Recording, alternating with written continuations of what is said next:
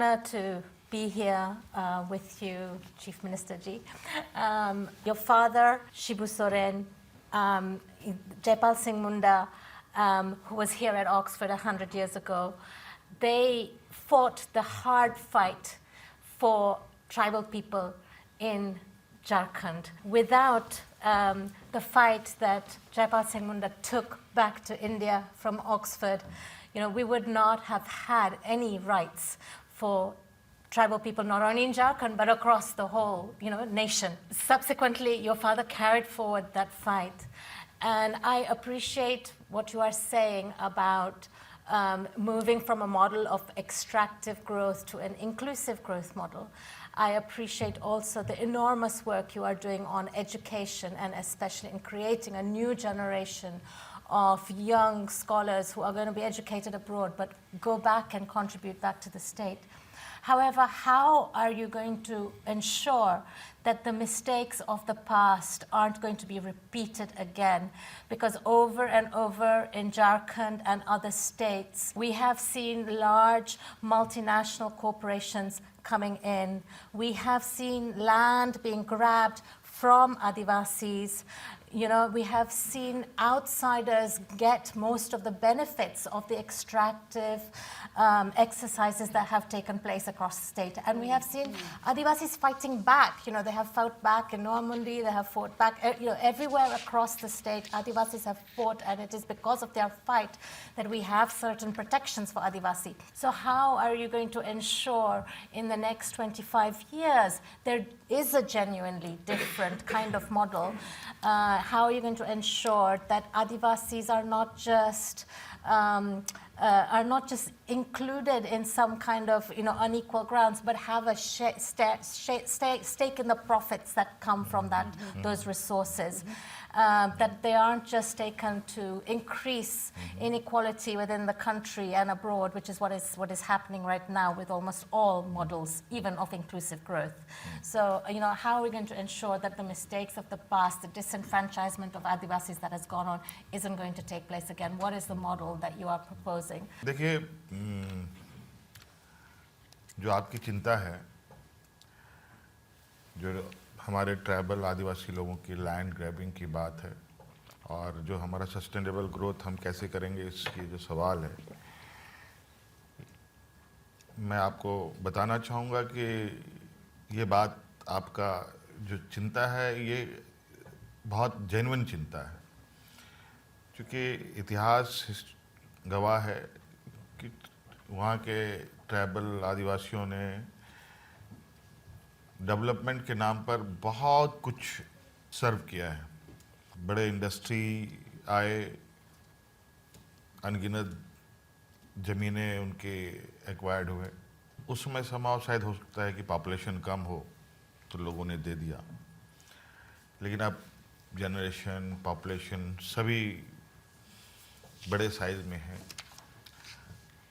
हाँ, जितना वहाँ के लोगों ने डेवलपमेंट को सपोर्ट किया, उसका कहीं ना कहीं एक बेनिफिट जो उनके पास आना चाहिए था वो नहीं आया, और ये चिंता डेफिनेटली है लोगों का। लेकिन आपको मैं ये विश्वास दिलाना चाहूँगा कि ये मेरा सेकंड टर्म में वापस सरकार हमने बनाई है। हमारे जो पॉलिटिकल सिनेरियोज हैं हमारे कंट्री में, एक विपरीत परिस्थिति में हम लोगों ने फिर से अपनी पोजीशन बनाई है।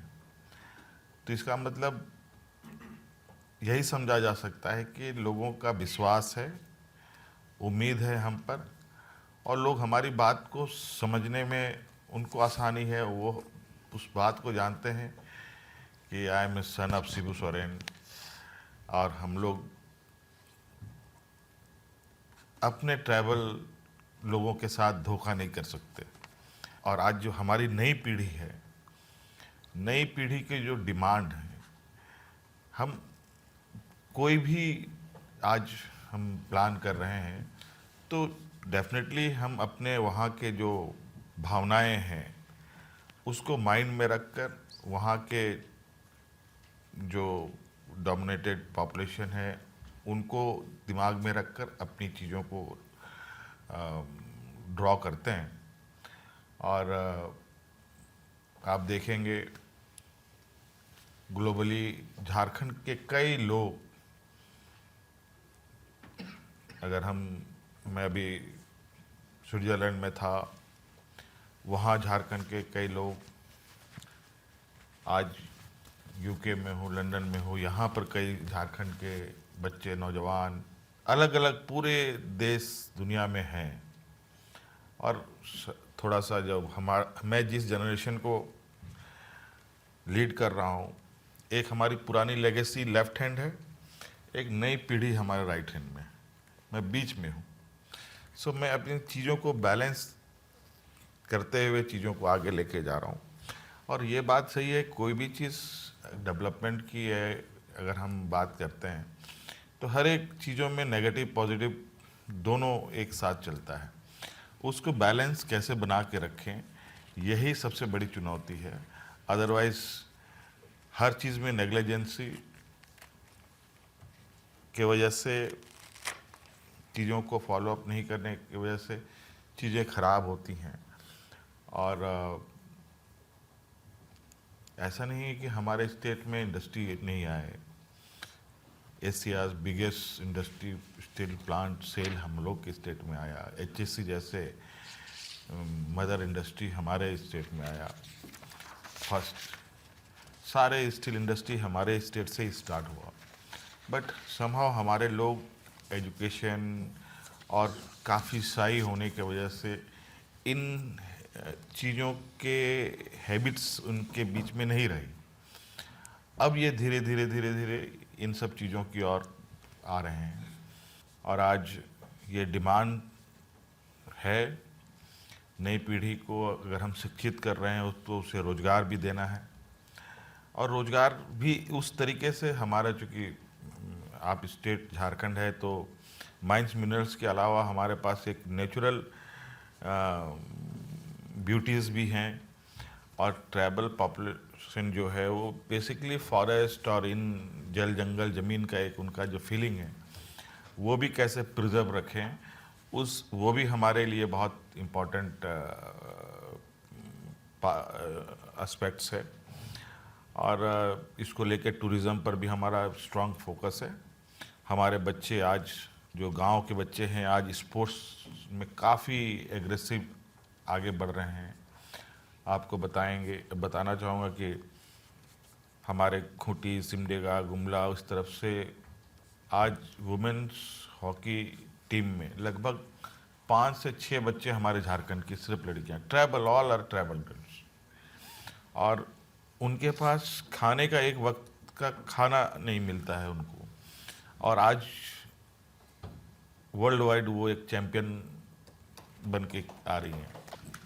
और हमारे नॉलेज में जैसे ही ये सारी चीज़ें आती है, जो हमारा CM आइज़ या CM डैशबोर्ड का जो एक्टिविटीज़ है, वो इमीडिएटली उन सब चीज़ों को टेकअप करता है और उनको और शार्प करने के लिए हम क्या कर सकते हैं उनको फुल्ली सपोर्ट भी करते हैं। वर्ल्ड इकोनॉमिक फोरम में इसी का हम एक रास्ता तलाशने आए हैं कि किसके साथ हम जाएं जो हमारे फीलिंग्स के साथ एक सस्टेनेबल ग्रोथ का एक रास्ता हमें साथ दे। क्योंकि बिजनेस इसीलिए एक कम्युनिटीज़ में बहुत सारे हम लोग का जो डाइवर्सिटी है, इंडियन डाइवर्सिटी, जो सोसाइटी का डाइवर्सिटी है, कोई लोहार है, कोई कारपेंटर है, कोई पेंटर है, कोई मैकेनिक है, कोई जेम्स ज्वेलरी में काम करता है, तो सबकी अलग अलग एक्सपर्टीज़ है, कोई फार्मर है। ट्राइबल कम्युनिटी की वो कैपेसिटी नहीं है कि they run power plant, they run steel plant, क्योंकि उसके लिए जो रिसोर्सेज हैं, पैसे हैं, वो उसके पास नहीं है। तो ये जो एक दूसरे का जो एक पूरक हैं, एक मैन्युफैक्चरर और जो या प्रोड्यूसर कहें और जो बायर्स हैं, इन दोनों का जो एक ये है, वो एक दूसरे के पूरक हैं। ये दोनों साथ ही चलेंगे। अगर कोई सामान बनता है तो उसका परचेजर भी होगा, अगर परचेजर नहीं होगा तो सामान भी नहीं बनेगा। तो ये एक बैलेंस कैसे हम करेंगे, ये एक बड़ी इंटरेस्टिंग सब्जेक्ट है और इसको हम लोग डेफिनेटली आगे लेके चलेंगे।